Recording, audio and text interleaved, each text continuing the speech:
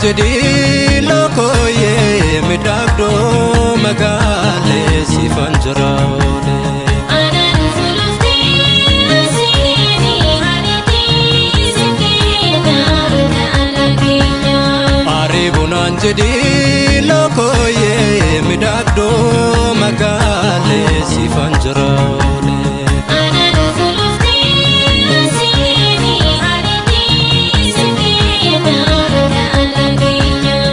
Sumasi mata dagai fagenya rake beredu nasgai jalan nama kabra dagai ijan silalu senyiko asgai kalbi nama fuda ada sebotetu ndati kenyu asingitu sorti wa mara karoye wonarga hinotu awitate naftu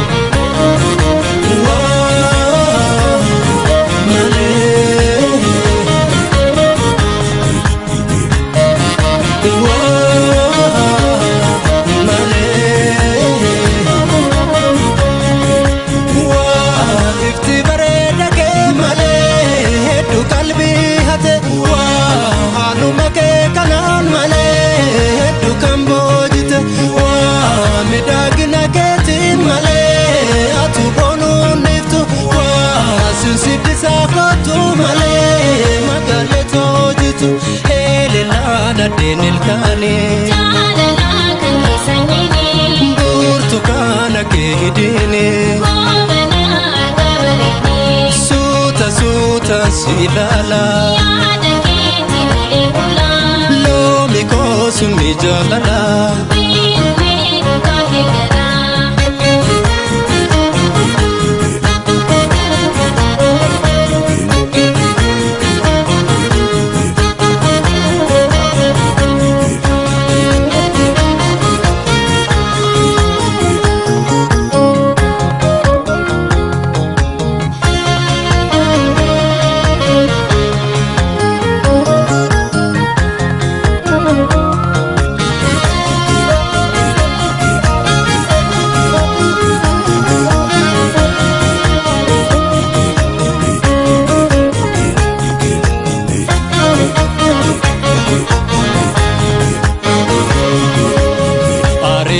Jadi lokoye midagdo magale sifanjraole anan fulufti asini hariti sikina alagenya aribunan jadi lokoye midagdo magale sifanjraole anan fulufti asini hariti sikina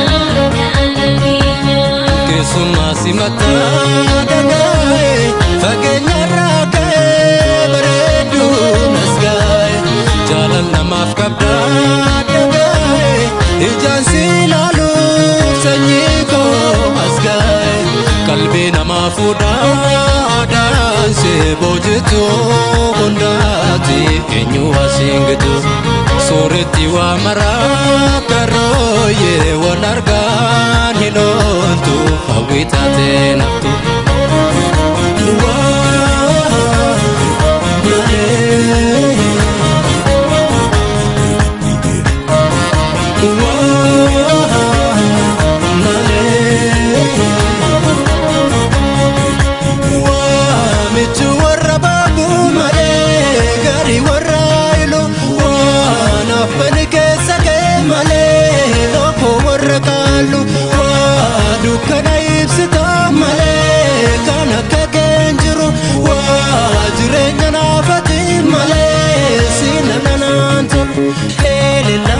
Denil kani jalala kan kisanyini burtukana ke hidini gomana kabarini suta suta silala yada kiti mulekula lomi kosumi jalala biru biru kahegara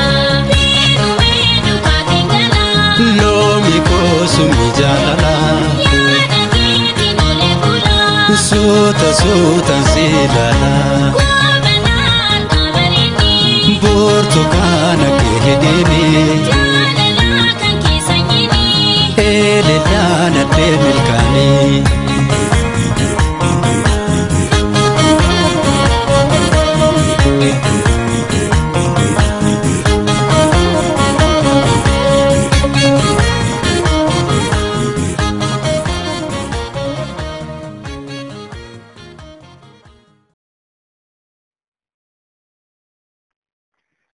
Seenaa godaanaa duulaa jimjimoo yeroo kee fudhattee to'ii Finfinnee raadiyoodhaa fi gaaffiif deebii kana gochuuf nu eeyyamu keetiif baay'ee galatoomi.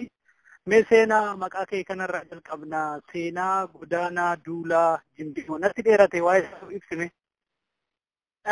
Duraan dursee Darajee maqaa reediyoo waan affeesseef illee galatoomi siin jedha. Maqaan kiyya seenaan maqaa jalqabaati. Godaanaan maqaa dhuma haadha xiyyaati. Duulaan maqaa jalqabaa abbaa xiyyaati. Jimjimoon maqaa dhumaa xiyyaati. Maqaa akaakayyuu xiyyaati jechuudha. Inni hedduu kun maaliif baay'ate godaanaa duulaa? Godaanaa duulaa haasineet walitti ta'ee jira. Ani ilaalchi kiyyaa ilmi namaa haadhaa fi abbaarraa dhalate. Kanaafiyyuu haadhaa fi abbaallee haasineet godhanii qabaachuun barbaachisaadha. Namummaan abbaa san beeksisuu qofa osoo hin ta'in iyyuu ilmi namaa nama lamarraa dhufuu isaa garsiisa. Haati dagatamuu hin qabdu gara haadhaatti gad dhuftanii dagatamuu hin qabu kan jedhee waan itti amanuu fi advokeessan godhaa saniif ofirraa kiyyaallee godhee jedhe.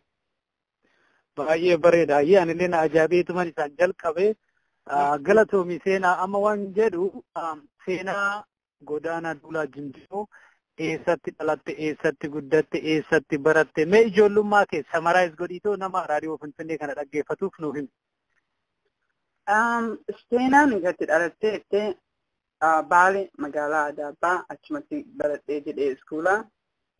Gara umrii dargaggeettii gara haayiskuulii yoo ta'u biyya kanaan dhufee jedhee haayiskuula waggoota lamaa takkaaf ni baradhee achi booda kolleejii fi undergraadii political saayinsii baradhee. Graduate school ammoo public health fi public administration baradhee jira. Bara 2013 eebbifameen jedhe. Amma as naannoo magaalaa Chicaagoo kana jiraadha. Non-profitidhaa fi dalagee jedha after school programii warra low income fi homeless ijoollee wajji dalagee jedha. Bareeda. Seenaa akkuma beektu dubartiin Oromoo akkasuma barumsa hin qabdu. Ati immoo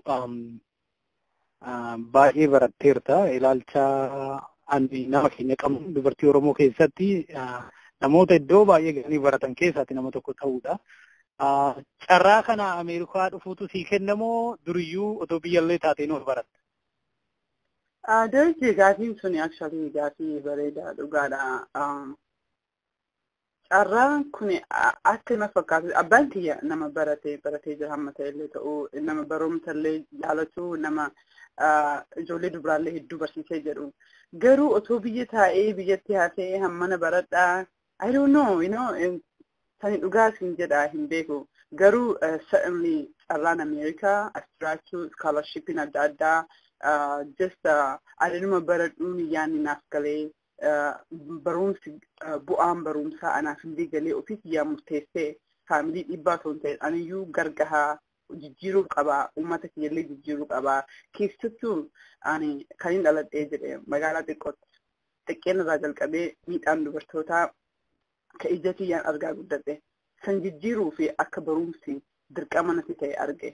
Kanaaf hammas illee yoo jabaatee jedhu afaan Ingiliffaa afaan lammaffaati. Itti ciniinnadheetiin baradheetiin carraa biyya kanaatiin fayyadameetiin jedhee so'aatiin ka carraa biyya kanaatti hammana na fageessee jedhee ilaala. Suni gaariidha. Haa ta'u malee seenaa akkuma ijaanillee agarru carraa biyya kanaa kanatti illee ijoolleen keenya namoonni itti fayyadamne baay'eetu jiru. Sadarkaa maastersiitii gaanii barachuu otoo hin taane community collegeidha yoo don fixin ijoolleen Oromoo han heerumanii haadha daa'imaa meeqaa ta'an baay'eetu jira. Advaanteejii asii kanayyuu itti fayyadamuun qaroomina guddaa natti fakkaata. Dhiibbatu jira. Ati kanan agartu dhiibbatu jira. Asumatti illeeyyuu namni keenya biyyuma carraan itti jiru kanattu iskuulli yookiin financial aididhaan yookiin immoo scholarshipiin itti baratan kanattu namni keenya itti fayyadamaa hin jiru. Dubartoonni ammasii kana socho'anii baratan ni jiru baay'inaan. Maasiif dajane biyyin argini hawwiin qabdu jedhan. Harka baay'ee namoonni keenya harki guddaanii faamiliin baran irraa dhufe. Akkam yoo barate middle school yookiin elementary warra baratee dhufe. Harki baay'inni ammoo keessattuu shamarran haati warra hin baratini. Bu'aa barumsaa hin beekani. Baqannee tiinii cal'isnee baadiyyaa irraa baanee asitti buufamnee jenne. So shamarran tokko guddattee jettee ga'een isii kennamu eeggannaan isirraa eeggamu yeroo baay'ee yookiin dhayyoon tuni amma haayiskuula fixee haayiskuula iyyuu gariin dirqabumaaf seensisee jira. Kanaafuu carraan itti aanu isteejiin itti aanu fuudhuu ijoollee dahuudha. Barumsaanii waa jijjiirraa, koominiitii jijjiirraa, of jijjiirraa, faamilii jijjiirraa ka jedhu faamilii keessa baaliin akkasii baay'een jiru namoota baay'ee keessa. Garuu gara kaaniin ammoo ijoollee yaangiin amma baay'ee baratu jiran. Ijoollee shamaraa keessattuu baay'ee baratu jiran. Haa ta'u malee warroonni barataa jiruun akka malee harka xiqqaadha. Warroota kaawwan irraa akka baay'ina Oromootiif biyya as keessaa kanatti iyyuu biyya Noord Ameerikaa keessatti iyyuu harki baay'een haayiskuuluma yookiin basic 2-year collegeidhaan dhiisutti jira. Anama winkiyya actually master I wanted to do PhD godhuun barbaadee jira. Which I will do it easyidhaan beekaa. Sababaan godhuufillee I want to do further research. Keessattuu dubartii irratti maaliif maaf akkana waan akkanaa murteessina biyyuma Ameerikaa jiru keessattuu biyya bilisa qabdu keessattuyyuu biyya miidhaan qabne keessattuyyuu yeroo baay'ee shamarran murtii addaa murteessina ijoollee keenya dubaraatiifillee ofiifillee vaaliyuun ilaalchi ofii qabnuufi tokkoo miti dhiiraa fi ilmaaf qabnu kana irratti fookas godhuun barbaada. So basic deebii kan kee deebisuu fi gaafii kan kee deebisuu fi faamilii vaaliyuun barumsaa hangas guddaan hin jiru katti dhiibu community organizationillee jabaan jiraatee akkasitti kan fookas godhee teelar godhee gara sun dhiibu waan hin jiraanneef natti fakkaata. Okay, barumsa kee barachuu wal bukkee hirmaannaan kee maal fakkaata sochii ijoollee dargaggoota Oromoo keessatti barattoota keessatti biyya Ameerikaa kana keessatti hirmaannaan ati kan dura han dhufullee doon taane kan darbe maal fakkaata mee isa nama dhaggeeffatu fi nuufi. Xiqqeen irraa akkuma isin jedhe waa'ee qabsoo faamilii qabsaaraan qabsoon Oromoo akkuma namoota as keessa jiran guddaa keessatti natti dhagahamaa dhufe. Asittillee sadarkaa lammaffaa hogguu baradhu ijoollee adda addaan walgarreetiin fakkeenyaaf bara 2006 Oromoo Student Association jenneetiin kilabii kolleejii baradhuutiin dhaabnee jennee akkasumas ammoo Oromoo Community Association of Chicago keessattillee boordii keessan ture executive director assistant illee ture boordii governor keessan ture waldaa dubartiitillee dhaabee hin jira. Waldaa dargaggoota advaayizii illee ture, waldaa dargaggoota boordii magaalatti illee dhaabee ture. Akkasumas ammoo warroota International Oromoo Youth Association dhaabe keessa warra tokko warroota nama kara 5-6 mada'annee jalqaba bara 2006 irratti wal geenyee dhaabne keessaa nam tokko. So hariiroon kiyya gaheen kiyya Oromoo keessatti waggoota 10 dabree olitti duballee waan jedhu waggaa mirayyuu keessuma jira haaluma adda addaatiin garuma adda addaatiin fooyyessuu fi akkamitti ijoolleen nu gadi dhuftu wannan nu har'a jalqabne kan akkamitti itti fufti akkamitti eessaan geetti kakaleen nu asitti dhaabne akka jarallee gufuutti taane yookiin ammoo gufuullee yoo ta'e gufuu xiqqaatu ta'e maybe hanganar achi fageessanii ijoolleen itti aansullee fageessaa deemtee gaaf tokko bakka hawwin geenna jedhee kan abdii qabu. So kanneen irratti hirmaannaa qaba. Baay'ee bareeda. Seenaa torbee kana sooshaal miidiyaa irratti akkan argetti kitaaba barreessitee jedhama. Kitaabni maal jedhu barreessitee mee waa'ee kitaabichaa irraa dubbanna maqaa isaa irraa nu ka'iiti. Maalumatuyyuu kitaaba kana barreessuuf illee si kakaase. Maqaan kitaabicha afaan Ingiliffaatiin barreessee so the in between the story of African Oromo women and the American experience jedha. Waa'een kitaabicha kana chapter 8 qaba. buka kana kan dubbisu especially warroon waliin guddadhee naannoo kiyya kan jiru warroota Oromoo miti saba biraa wajji guddadhee saboonni kun yeroo baay'ee hoggoon Oromoodha jedhuun maali naan jedhu wanni sun eegsa Caribbean naan jedhanii Afrikaa kana matattiin dhufu hin beekani gatiif kana jechaati Oromoof Oromiyaa ta'an beekurraa tan irratti itti dhaladhee tan guddadheerraa ta seenaan abbaa baariyaa fakka tabeetiin dhugaarraa fageessanii jedha otoo hin ta'in seenaa ka abbaa kiyyaa ka uraasistii kan dhagahee guddadhee akkasumas immoo Dr. Muhammad Hassan Ali adda addaa Profeesar adda addaa kan barreessanirraa sinirraa walitti qabee ilaalchi kiyyarraa akka Oromoo tokkotti hin barreessee jedheen. Tapha lammaffaa boordii keessan dalagaa ture Oromoo community waggooti dalaguu waa hedduun arge. Oromoo communityin addunyaarraa martuu laaftudha. Kan DCs, kan Minnesotas, kan Europes, kan Norwees argeen jira. Rakkoon keenya tokko biyya adda addaa taatu namoonni adda addaa qabatee irra deemu malee rakkoon keenya foundation basic tokko. Kanaafiyyuu maaliif Oromoo community organization kan biyya alaa diaspora success ta'uu dadhabee kan jedhurraa akka nama dalagiitti akka nama keessa tureetti secret bureaucracy of Oromo Community Association in diaspora waa'ee sanarraa hin barreessee jedhe. Kuwwan ammoo wanti adda addaa kan barreessee jedhe waa'ee dubartiiti. And of course dubartiidha, naannoo dubartiin miidhamtutti guddadhee san argaan guddadhee baay'ee influence guddaan irratti qaba. Harka 35 dhimma dubartootaa Winnie Mandela fayyadamee namoota adda addaa fayyadamee akkamitti gaheen dubartii Afrikaa yeroo marayyuu hacuucamu otoo miidhamtu otoo dhukkubsattu dubartiin dubbannee jira. Kan biraa kan dhumarra dubbachuu barbaadu waa'ee African American barreessee jira. Yeroo baay'ee namni keenya scholarship apply goonu African American check goona garuu ammoo we don't want to be labeled akka warra sanii. Yeroo bu'aatti gahu warra san fakkaannaa yeroo identity bira gahu ammoo warra san irraa fagaachuu feena. Adii ta'uu feena, gosa biraa ta'uu feena. Rakkoon kuni diinarraa nutti dhufee numammaanuu guddanne I don't know so waa'ee sanirraa hin barreessee jedhe walii galatti. Ati gaaffiin kun kan dhiyaate maaltu na kakaasee jettee miti? Yes, maaltu si kakaasee jiru kitaabicha barreessuudhaaf jechuu kootee. So wanti na kaase actually waa'ee lama gabaabaadha. Inni tokko seenaa barreeffamuu qabu barreessa jedhee na nyaataa ture. I wanted to write.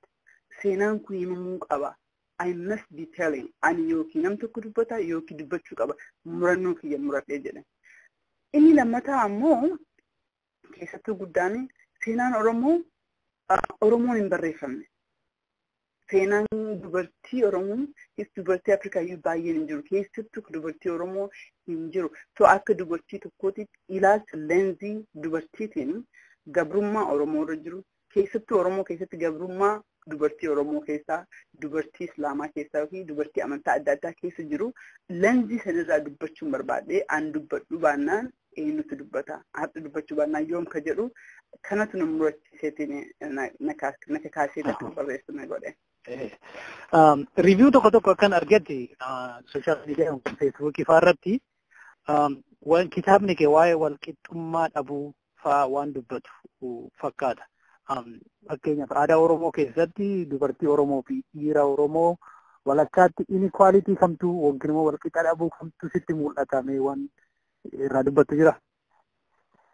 Daraja hin beektaa miti akka waa'ee kanaa hojjettu qalbiin na gammada. Oromoo dhiisi sabdummaa addunyaatiyyuu dubartii walqixa hin geessine hagammaa biyyummaan keessa jiru Ameerikaaniin tunuu jedhe.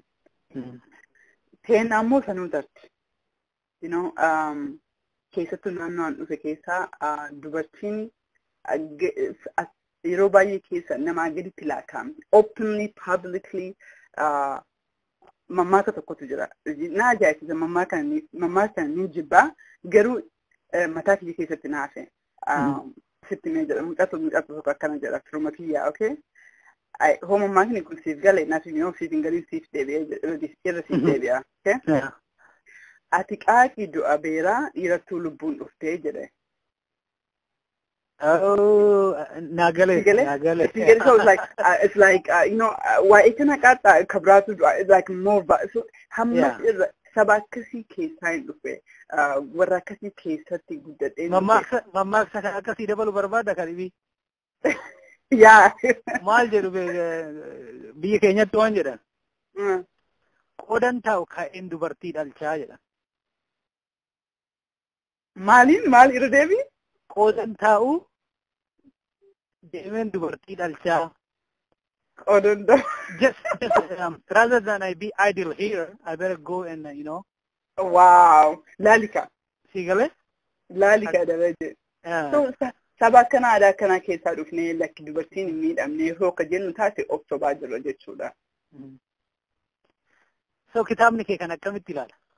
Okay, so kitaabni kiyyaa fookasii harka guddaa warra weestii kanatti godhe. Warra faamilii kiyya fudhadheetiin haalata obboleeyyan tiyyaa, adaalaan tiyyaa akkamitti intala ishii fi ilma ishii akkamitti akka treat goota akkamitti akka tajaajilu laaleetiin wagguu guddiseetiin uummata kaawwan naannoo Chicaagoo laalee jedhu issuun faamilii kiyyaa isiseen issue across the boardidha.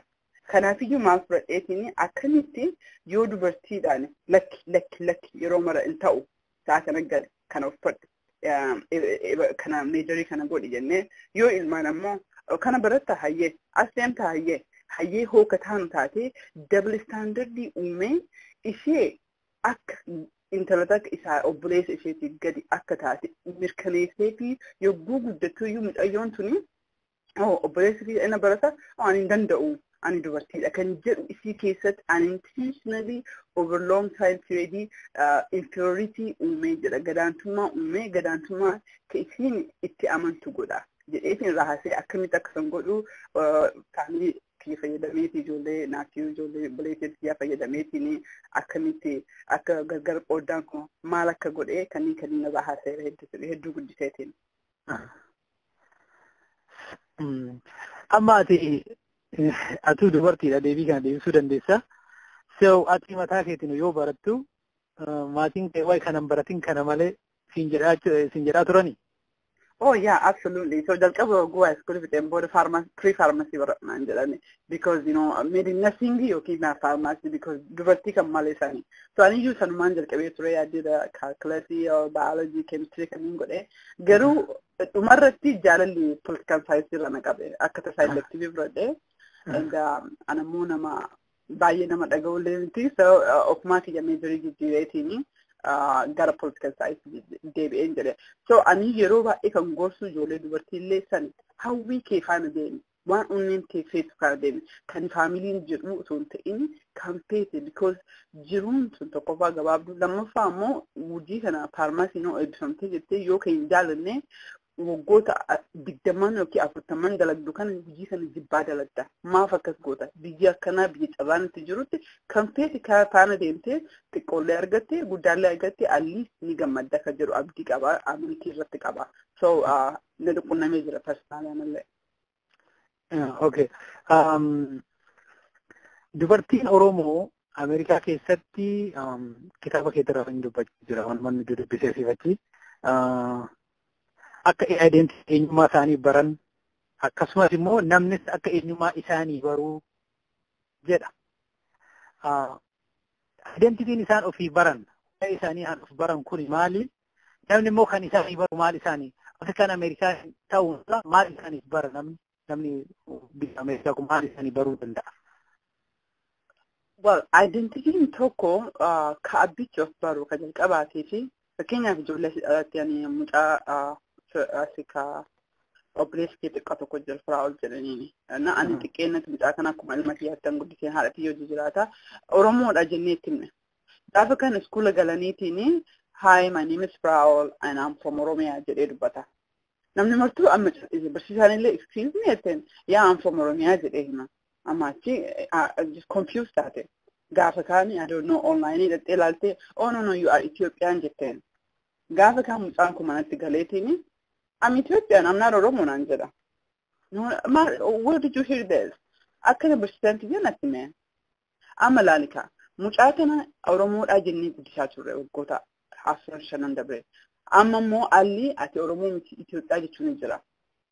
So, Ijo Latana, I'm not Ijo Lata, Garu, I don't know good the tune. I can't identity Jara Bertisna, Oromo to Ujara, Oromo de Chunamo Mali, Kajan. Akkamitti warra kana barsiisna ijoollee kana barsiisna tokko fakkaata inni lammaffaa immoo warroota kaawwan every day numartiyyuu akka Oromootitti nan barra. Aksantii qabda eegsa warri kan keessin jira.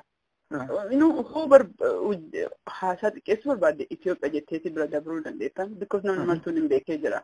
Garuu ani Oromoodha hojjettee namni martiyyuu confused ta'a. What is that? Eessa suni maali suni siin jedha. Garuu yoo ani hadha intala takka barsiise. Kana duuba dhufu ammoo yoo inni an Oromoo jedhi already ni beekti. So identity keenya establish godhuu qabna. Sigalee Palestine an fakkeenyaaf olaalte jette maappii biyyi Palestine jedhamtu jirti. Garuu saniin dura yoo recognize taatee jirti eenyu ni beekan. Biyyatti illee legally hojii inni akka isteetaatitti recognize godhuu dhabaatellee akka sabaatitti ni beekama. So Oromoon illee baay'inaan hoo taate 1,50,000. Kanaafuu of eenyummaa keenya barsiisuu qabna. Uummatatti himuu qabna. Yoo of nu barsiisin eenyu nu barsiisa. Yoo nu hadha hin dubbatiin ijoolleen teenya illee boru confused taateetiin identity intaan embrace godhe.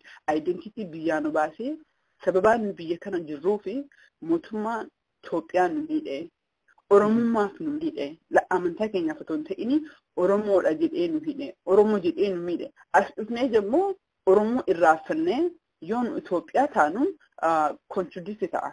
Kanaafiyyuu identity sanii waa'ee lamaa irratti being and becoming Oromoo jedheetiin chapter irratti waa'ee sanii odeessee jira. Baay'ee bareeda. Isa kaan wanni ani irratti immoo dabaluu barbaadu maal seetee kitaaba kee irratti double or triple bigotry jibba jennu bigotry kuni dubartiin Oromoo jibba 3 yookiin jibba 2 keessa dabartii jedha. Isa akkamittiin ibsina akkamittiin namaaf galuu danda'a? What are those points? Double yookiin triple bigotry yookiin jibbiinsa dubartii Oromoo keessa gahu tokkoffaani akkuma Oromoo tokkotti gabrummaa keessa jirti isheen akkuma saba Oromoo guutuutti tokko jibbaan isiisan dhabiinsi fi tuffanni fi achirraa dhufa Oromoo ta'uu isheerraa dhufa. Inni lammataan ammoo keessa dabree Oromoo keessaallee siigalee dubartii Oromoo ta'uu suniyyuu jibba mataa isaati. Inni sadaffaa ammoo Oromoo taatee keessattuu dubartii taatee keessattuu amantii adda addaa qabaatte ammoo is a double bigotry because amantiin extreme ta'e dubartii irratti jajjabaata. Amantiiwwan sadan haaraa kunneen wanti jira guddichi fookasiin ani guddaa dubartii irratti. Warri extreme ta'u kun ammoo dubartii qaqqabinsa irratti it's about controlling women.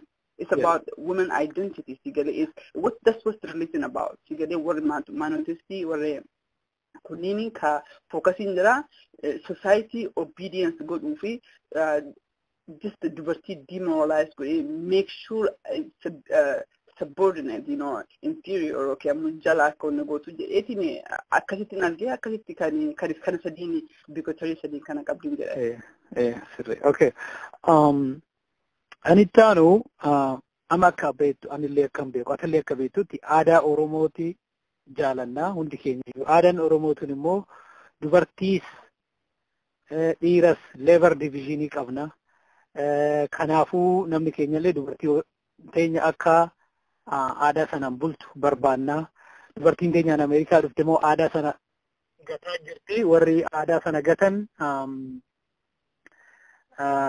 inni waan kana ta'ee fi amma hiriyoonni keenya baay'een niitillee hin qabani maaf jennaan dubartiin teenya aadaa teenya gattee this is America jetti waan akkasii kanatu jira kitaabni kee kana way of keessaa qaba akkamiin hubatan? Oh definitely kan amma baay'ee akkamitti dhiisa jettee finna beektaan yes definitely waa'ee kanarraa guddisee haasa'ee jira maal ta'etti fakkaatti daraje dhiirri Afrikaa mi'a Oromoo dhiisa. Dhiirri Afrikaa keessattuu rakkoon isaa tokko akka ilaalchi kiyyatti dubartiinis rakkoon ni qabdi garuu amma dhiira Afrikaa laata jira so sittimen jedha. So dubartiin takka Ameerikaa dhufteetiin akka Afrikaatti jiraachuu barbaadde lubbuu kiyyatti kan haasa'etti fakkeenya siifmaa jira. Garuu amma akkasiin ammaa keetiin deebisa. Sangaan biyya ofiititti baroodu biyyan baatiitiin marxataa jedhee si galee.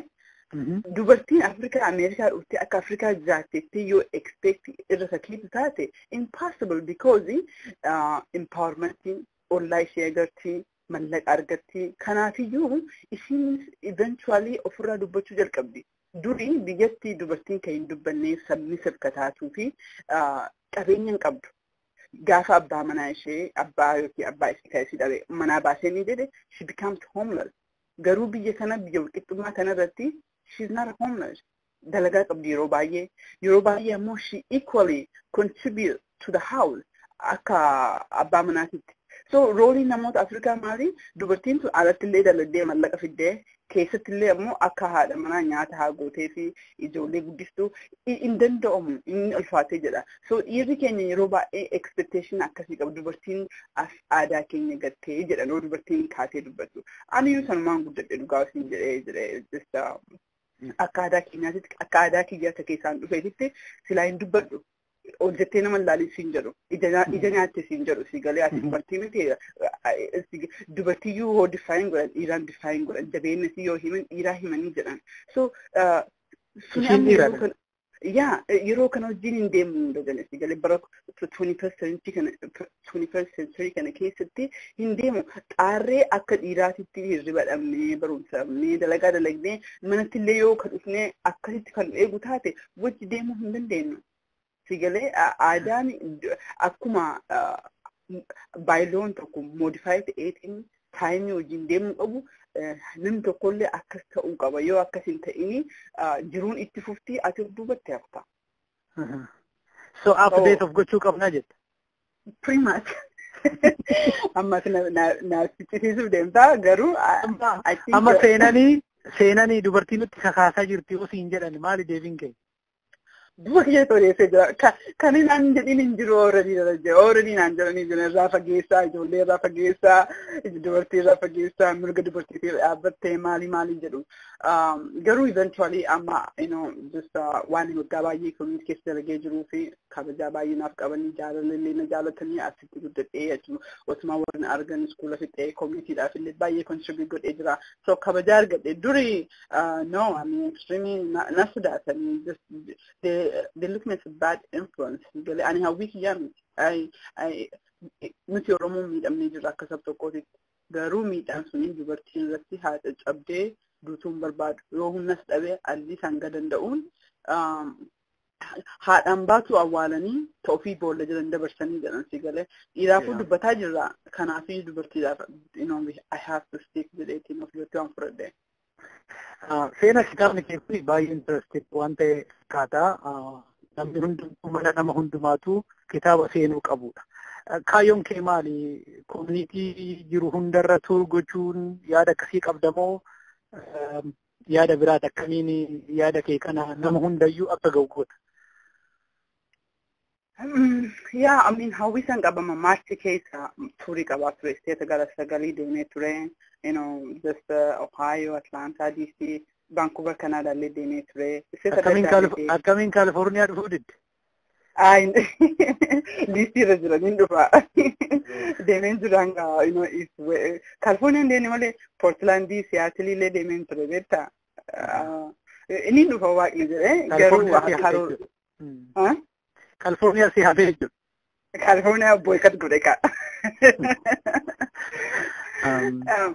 Garuu carraa sanitti fayyadamee dhugaa siin jedhe namoota baay'ee wal baree jira. Yaada kiyyallee karoora kiyyallee ibseefi jira. Hawwiin kiyya wanni an buksa irratti haasa'ee jedhe gara tokkoon katabbiin haa dhiyaatu malee harki guddichi experience everybody kan Oromoo keessa dabarsa. Akka Oromoo tokkotti buukii yoo dubbiste of keessatti agarta. Wannan gabrummaan waa'ee mootummaa kanarraallee asee jira fakkeenyaaf of fudhattee abbaan kiyya mana hidhaa nama ture nama mootummaa kanaan miidhamaa ture maal akkatti manni keenya manaa baafamnee akkamitti yoomannee akkamitti akka rakkannee asiin ni naasaa kanneen irraa si galee seenaan kunniin katabbiin ammaa haa dhufu malee seenaa Oromoota baay'eetti Oromoota harka guddaa miidhaa mootummaa kanaatiin ta'e wannuma san katabbiin dhiyeesse. Kaayyoon kiyya akkuma ana garaa keessaa kun bahee ijoollee baay'ee keessa yaadni akkasii ni jira. yookiin ammoo hawwata jalaa keessanii jira baasnee tiinii katabbiin kaa'uu qabna daakimantii godhuu qabna barsiisuu qabna ijoollee akka miidhaan keenya callaa ta'ee nafne miidhaan keenya ijoolleen teenallee maaf baqannee baqachuu taanee kadhachuu taanee biyyaan baa keessatti oromummaa lee wallaallee dirqamaan lakki Oromoo miti isin Itoophiyaan jedhan keessatti obsinee jiran maaltu akka asma fide ka jedhu kana warroota kaawwan irraallee haa barreessanii hawwii qaba ijoollee inspire godhuu hawwii qaba because anillee namoota inspire na godhe I'm sure namoota baay'ee kana beekan jiru ijoollee hedduutu jira amma so I guess turii sanuma turiirraa kan godhee jedhee kan irraa baradhellee sanuma namoota baay'ee ugaansiin jedha namoota yaada hedduu yaada ajaa'ibaan interview godhee jira namoota jajjabaa cufaa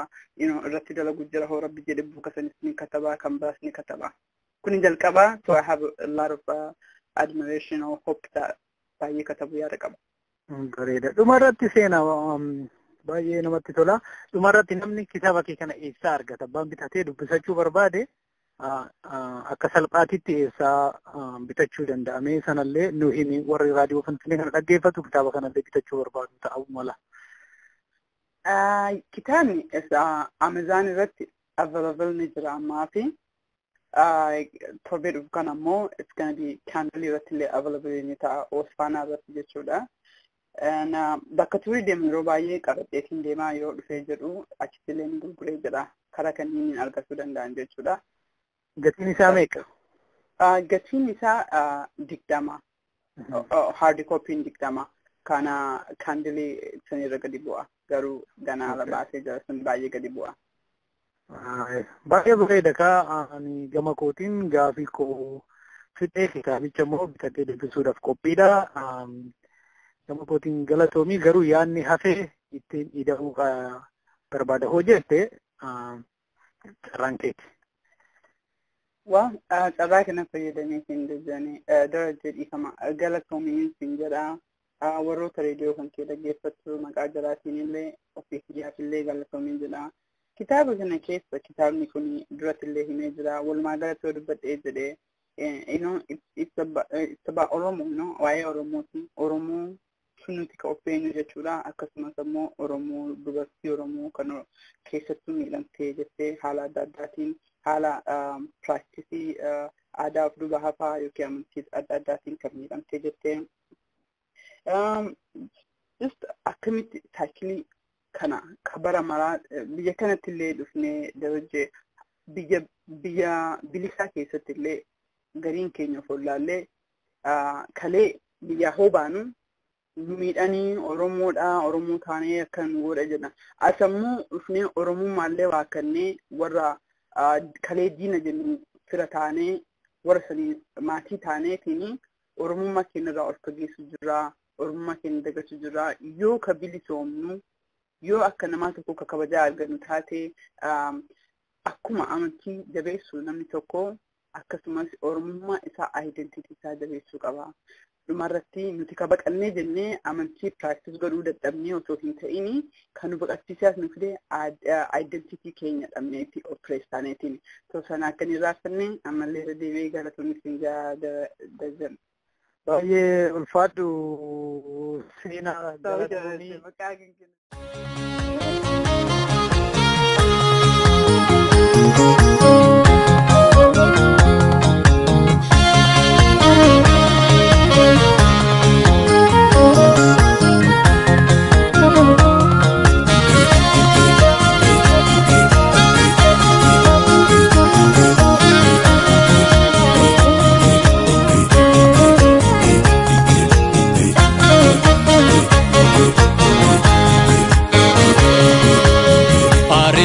Jadi lokoye midagdo magale sifanjrole Anan sulufti asini hariti sikina alagenya Aribunan jadi lokoye midagdo magale sifanjrole Anan sulufti asini hariti sikina alagenya